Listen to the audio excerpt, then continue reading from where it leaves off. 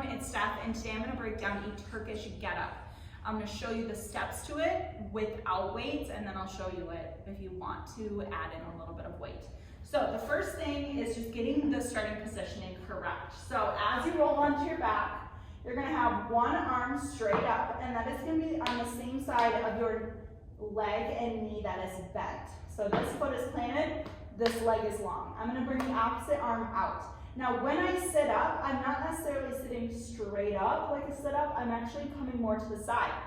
So as I lean over to the side with the arm out, I'm going to come up onto my elbow first.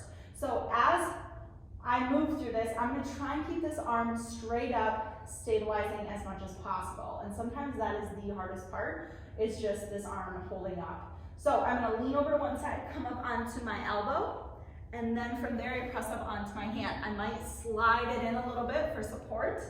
Then I'm going to lift my hips and I'm going to kick this straight leg through.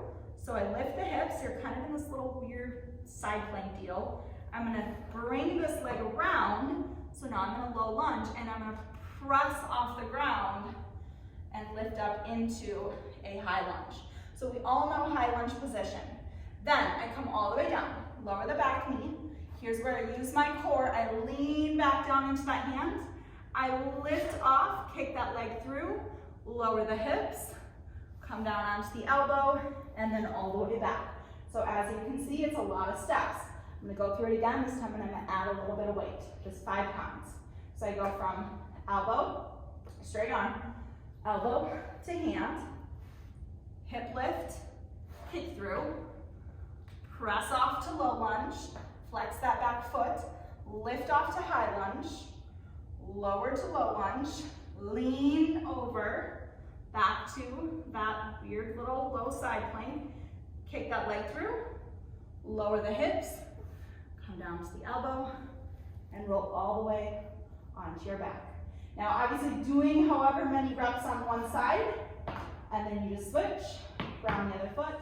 So obviously you can switch and do it all on the other side.